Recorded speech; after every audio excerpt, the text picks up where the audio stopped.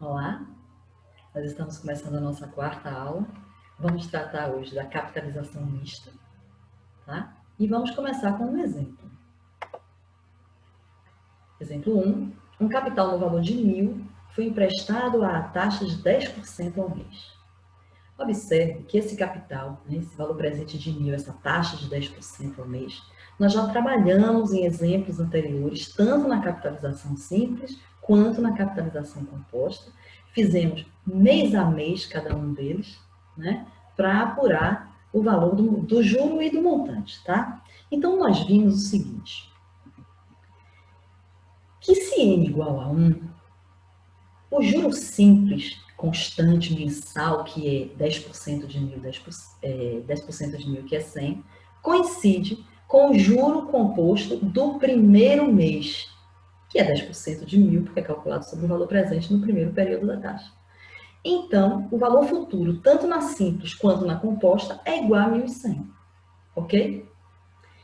É bom observar também que tem um outro momento em que o montante, o valor futuro da capitalização simples coincide com o valor futuro da composta, que é no instante inicial n igual a zero.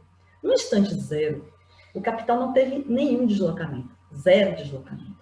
Então, o juro, neste caso, tanto na simples quanto na composta, o juro é zero. Logo, o valor futuro, tanto na simples quanto na composta, é igual ao valor presente, ok? Bom, observamos também que no caso n igual a 3 meses, fizemos o cálculo para n igual a 3 meses, não é? O valor futuro da capitalização simples é 1.100, é menor que o valor futuro na composta, que foi 1.331. Se comparássemos os juros, teríamos também, né, a mesma relação de desigualdade. O juro simples, nesse caso, menor que o juro composto. Nós vamos agora tomar um outro valor de n. Observe que nós estamos seguindo sempre esse mesmo raciocínio de variar o n para ver o que acontece com o valor, não é? Com o valor do capital. Então, vamos lá. Vamos considerar agora, vamos calcular agora o valor futuro das duas capitalizações, simples e composta, só que para um prazo de 15 dias, ok? Bom, esse cálculo a gente já aprendeu a fazer, não é? Primeira coisa é apurar quem é o valor de n. Observe que se trata de uma taxa de 10% ao mês, então eu vou ter que pegar esse prazo de 15 dias, escrever na unidade mês, conversão do calendário comercial, um mês, 30 dias, 15 dias vai corresponder a meio mês, decimal exato, já escrevo aí na forma decimal. Na capitalização simples, não é? FV1, estou chamando de FV1 montante da simples, 1.000 vezes 1 mais 10%, 0,1 forma unitária, vezes N 0,5, 1.050. Na composta, chamar de FV2, 1.000 vezes 1 mais a taxa, 10%, 0,1, elevado a 0,5. Vou lá na calculadora científica, faço esse cálculo e obtenho 1.048,81. Opa, a relação agora está diferente. Observe que o valor futuro na capitalização simples, neste caso, foi maior que o valor futuro na capitalização composta. E daí para o juro. O juro de 50 na capitalização simples, o juro de 48,81 na composta. Então, aquela relação que a gente tinha visto lá para n igual a 3, agora se inverteu, não é? O valor futuro na capitalização simples, agora neste caso, é maior que na composta. Na verdade, nós podemos generalizar isso. No geral, podemos afirmar que, a partir de um mesmo valor presente, fixa o valor presente, e uma mesma taxa, fixa a taxa de juros, não é? Quando você toma um instante n igual a 0, ou n igual a 1, tanto no simples quanto no composto, nos dois regimes, o valor futuro é igual, correto? Isso vale no geral, qualquer que seja o capital, o valor presente tomado, e a taxa. Nos positivos, efetivamente. Se n é maior que 1, a gente viu lá o caso n igual a 3, né? O que é n igual a 1? N igual a 1 unidade de tempo da taxa, um período da taxa. N maior que 1 significa que o prazo, nesse caso, é maior que um período da taxa. Então, o valor futuro na capitalização simples, neste caso, é menor que na composta. E é também possível afirmar que toda vez que você tomar um n entre 0 e 1, o que significa? Um prazo menor que um período da taxa, que uma unidade de tempo da taxa. Aí a relação vai se inverter e o valor futuro na capitalização simples é maior que na composta. Tudo que eu falei para valor futuro vale para juro, ok? Por que isso acontece? Por que a gente pode afirmar isso? Bom, nós podemos afirmar isso. Isso é muito fácil de ser visualizado se você faz uma comparação através de um esboço dos gráficos de valor futuro em função de N. Faço N variar, correto? Estou variando o N, o prazo, e observando o valor futuro respectivo para cada N. Então, se você fizer um esboço dos gráficos de valor futuro em função de N, para cada um dos regimes de capitalização simples e composto, para um mesmo capital inicial, um mesmo valor presente PV fixado, e uma mesma taxa aí, ambos constantes positivos, a gente vai chegar a uma comparação gráfica que nos mostra claramente aquilo que nós afirmamos acima. Vamos aqui agora mostrar para vocês como é que ficariam esses gráficos. Nós já tínhamos visto que esses gráficos vão se interceptar, né? Tem uma interseção em 2 pontos. N0, por quê? Porque no instante N igual a 0, não é? O valor futuro é o valor presente. As duas capitalizações. Então, é um ponto que está sobre o eixo vertical e mede exatamente PV. Não é? O outro ponto de intersecção que nós já tínhamos visto é o N igual a 1, um período da taxa. Tanto na simples quanto na composta, é muito fácil verificar que o FV vai ser PV vezes 1 mais I. Tá? Então, tem esses 2 pontos já de intersecção. E nós vimos também que, se a gente olhar a função montante, né? Montante função de N na capitalização simples, a gente tem uma função do primeiro grau em N, não é? Então, o gráfico disso aí é uma reta. Como eu já tenho os 2 pontos, eu posso esboçar esse gráfico aí e traçar a reta, que seria, então, o gráfico de FV em função de N na capitalização simples.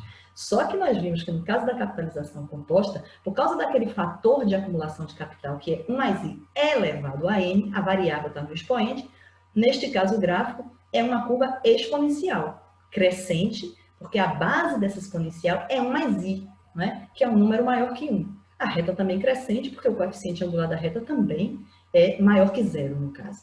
Tá? Então, no caso da função exponencial crescente, esse gráfico que está traçado aí de vermelho, passando por esses 2 pontos. Então, quando você observa sobre o mesmo sistema de coordenadas cartesianas esses 2 gráficos, observe que nós tomamos restrito ao primeiro quadrante, porque não vai nos interessar, não vai existir para a gente valor futuro negativo, nem N negativo, né? Vamos trabalhar restritos, então, ao primeiro quadrante, com esses 2 gráficos. Quando você observa aí esses gráficos, você vê exatamente o seguinte, que aqueles 2 pontos de interseção serão as únicas interseções, quer dizer, não vai existir nenhum outro valor de N para o qual o valor futuro da capitalização simples seja igual ao valor futuro da capitalização composta apenas nos instantes 0 e 1. Além disso, toda vez que você olha a parte dos 2 gráficos para N maior que 1, à direita do 1, você vai ver que a curva exponencial está acima da reta. Isso significa que o montante da capitalização simples vai ser menor, né? O da composta vai ser maior do que o da simples, ok? Porque a curva exponencial está acima da reta. Mesma coisa para os juros. Agora, quando você observa um instante entre 0 e 1, você vê que essa relação se inverte. Quem está acima é a reta. A reta está acima da curva exponencial, mostrando claramente para a gente que, neste caso, o valor futuro da capitalização simples é maior do que o valor futuro da capitalização composta. Então, aquilo que nós afirmamos lá em cima, né? Aquelas 3 afirmações que nós fizemos, ficam claras quando a gente observa este gráfico. E aí, a gente pode pensar que, para determinados valores de N, tem uma forma de você combinar o uso das 2 capitalizações simples e composta juntas, não é? Com que objetivo? Com o objetivo de maximizar o juro, quer dizer, de obter o maior juro possível, ou de obter o maior valor futuro possível. Isso é exatamente a capitalização mista, não é? Que nós vamos mostrar para vocês primeiro através de um exemplo, e depois nós vamos definir. O exemplo é o seguinte. Um capital no valor de 10 mil foi emprestado por 2 anos e meio a taxa de juro anual de 27%. Inicialmente, usando a capitalização composta para o número inteiro de anos. Opa, 2 anos e meio. Para os 2 anos, eu vou aplicar a capitalização composta, certo? E depois, aplicando a capitalização simples para o resto do prazo, o meio ano que sobra, só que eu vou aplicar a capitalização simples para o restante do prazo sobre o montante obtido na composta, certo? É isso que o exercício está solicitando que a gente faça. Então, vamos inicialmente colher aqui os dados do problema. Você tem um valor presente de 10 mil, uma taxa de 27% ao ano e um N de 2,5 anos, 2 anos e meio, ok? E aí, a gente vai fazer exatamente o que o exercício está nos solicitando e calcular o valor futuro, não é? Correto? De acordo com esta regra aí, que nos foi proposta. O valor futuro, que eu estou chamando aqui de FV1, é igual a 10 mil, que é o capital, inicialmente a composta para 2 anos. Então, vezes 1 mais a taxa de 27%, na forma unitária dividida por 100, elevado ao quadrado, que são os 2 anos. Observe que quando eu escrevo 10 mil vezes 1,27 elevado ao quadrado, eu tenho aí a parte da composta. Isso vai gerar o montante da composta. E sobre ele, diretamente, eu aplico a capitalização simples para o meio ano que falta. Então, eu multiplico isso aí pelo fator 1 mais taxa de 0,27 vezes o prazo de 0,5. Quando eu faço essa conta, não é? Eu posso somar logo o 1 com 0,27, obter essa expressão que está aí abaixo.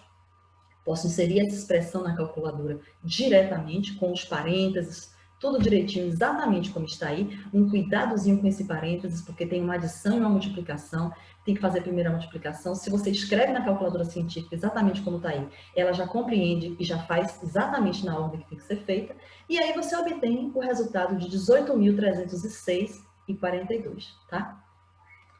Este valor, a gente pode pensar em comparar. Qual seria o montante obtido se eu usasse a capitalização composta para 2 anos e meio? Ou seja, se eu usasse a convenção exponencial.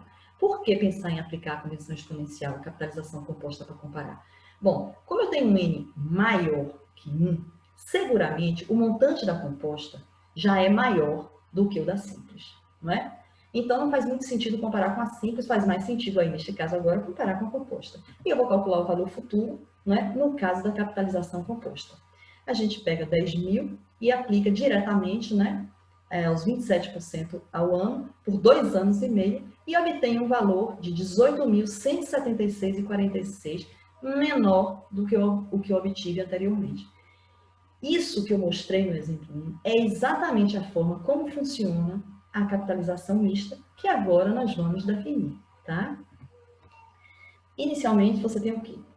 Um capital inicial PV, uma taxa de juros I e um prazo N. N significa que esse prazo já está escrito na mesma unidade de tempo da taxa.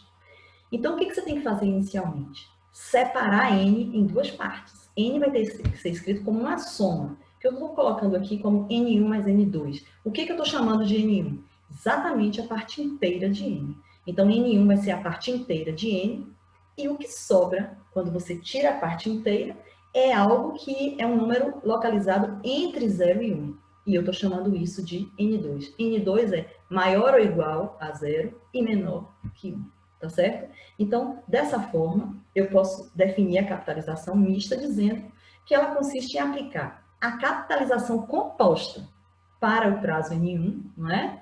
E sobre o montante obtido, aplicar a capitalização simples no prazo N2, ok? E a gente pode escrever essa relação, né? FV igual a PV vezes 1 mais I elevado a N1, e em seguida, vezes, novamente, o fator da capitalização simples. 1 mais I vezes N2, ok?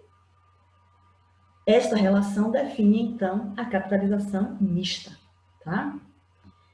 Uma coisa, 2 observações, na verdade 3. Primeiro é o seguinte, bom, imagine que esse N2, né, seja 0, ou seja, você vai ter um N inteiro, não é? A parte não inteira entre 0 e 1 é 0. Significa que o N é inteiro. Se o N for inteiro, observe essa expressão aí, que define o FV, né? Se N2 é zero, essa parte da capitalização simples, I vezes N2 vai zerar, somado com 1, o que resta é somente a capitalização composta. Então, se N é inteiro, ou seja, N2 é zero, a mista vai coincidir com a composta. Já se N for um número entre 0 e 1, o que significa N em um número entre 0 e 1? Que a parte inteira que eu chamei de N1 é zero. Então, se a parte inteira é zero, olha lá de novo na expressão que define o FV, se N1 é zero, 1 mais I elevado a N1 dá 1. E esse fator desaparece e fica somente a capitalização simples, tá? Então, no caso de N ser um número entre 0 e 1, a mista vai coincidir com a simples, correto? O que a gente pode concluir aí? No caso inteiro, coincide com a composta. No caso N entre 0 e 1, coincide com a simples. Em que situação você vai efetivamente conseguir combinar as duas capitalizações? Né? Somente quando N é não inteiro maior que 1. Quer dizer, tanto N1 quanto N2 são diferentes de zero. Então, neste caso, de um N não inteiro maior que 1, você consegue combinar mesmo os dois regimes. Isso, não é a capitalização mista nesse caso, e nesse caso ela é chamada, ela é também conhecida como convenção linear. Quer dizer, quando efetivamente você consegue combinar os dois, a capitalização mista também é chamada de convenção linear. E a gente afirma também o seguinte: se N é não inteiro maior que 1, observe, isso não significa que você vai aplicar diretamente a capitalização mista. Quem indica que capitalização vai ser usada, se a simples, a composta ou a mista, é o exercício. Se você tiver um exercício de N não inteiro maior que 1, e você for utilizar, o exercício solicita que você use a composta, então, neste caso, a composta é chamada de convenção exponencial, tá? É muito importante que vocês tenham compreensão total desses nomes que definem essas capitalizações. Nós vimos anteriormente que quando a gente diz que o juro é linear, a gente está querendo dizer que se trata do juro simples, ou seja, da capitalização simples. Vimos que juro exponencial significa que é para utilizar a capitalização composta, tá? Então, juro composto ou juro exponencial, capitalização composta. Convenção exponencial, também capitalização composta. A gente usa exclusivamente convenção exponencial para N não inteiro maior que 1, mas eu posso só falar mesmo capitalização composta, não tem problema.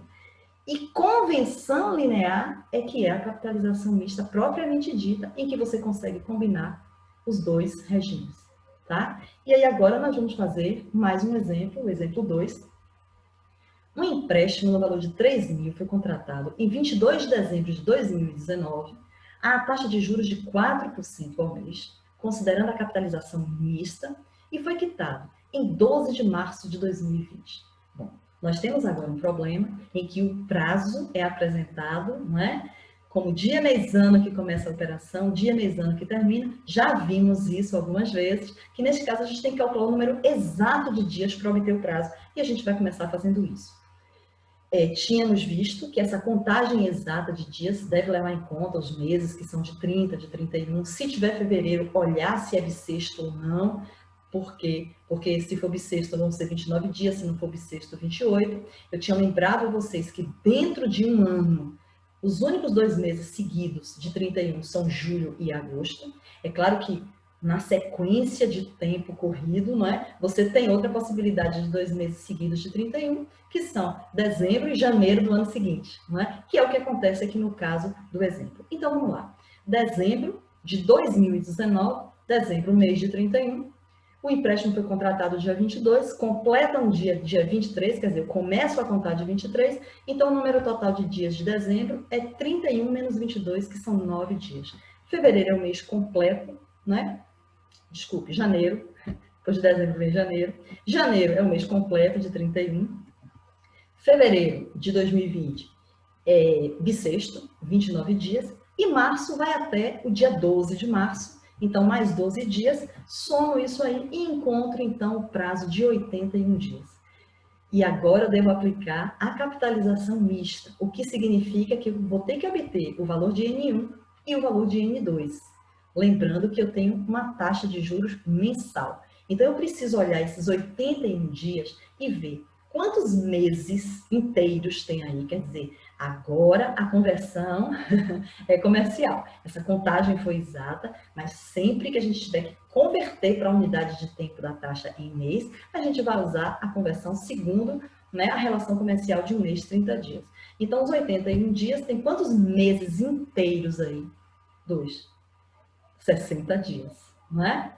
Então, eu tenho que, neste caso, N1 é 2 meses, e o que sobra, não é? Quando eu retiro esses 2 meses de 30 dias, 60 dias, sobram 21 dias. Esses 21 dias eu também vou ter que escrever na unidade mês, fica uma fração do mês, 21 sobre 30, naturalmente uma fração que gera um número entre 0 e 1, porque N2 deve ser um número entre 0 e 1 para fazer sentido aplicar aí a simples, que é onde o montante é maior, não é? Então eu tenho um PV de 3.000, uma taxa de 4% ao mês, faltou escrever ao mês aí, tá? Mas isso está lá no dado do problema, que a taxa é mensal.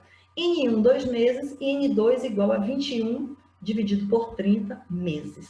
E agora eu vou aplicar a fórmula, né, de FV para obter o valor futuro. 3.000 vezes 1 mais taxa de 4% ao mês na forma unitária, 0,04 elevado ao quadrado, vezes, agora o fator da simples, 1 mais taxa de 0,04 vezes o N em mês, fração do tempo que resta, 21 sobre 30, tá? Na expressão da composta, eu somo logo 1 mais I, não é? A expressão da simples eu deixo como está. Então, eu fico com FV igual a 3.000 vezes 1,04 elevado ao quadrado vezes 1 mais 0,04 vezes 21 sobre 30. E aí, faço esse cálculo numa calculadora científica, exatamente da forma como está aí, coloco os parênteses do mesmo modo que está aí, e obtenho aproximadamente 3.335,65, ok? Se encerra a nossa aula de capitalização mista. Até a próxima. Um abraço para vocês.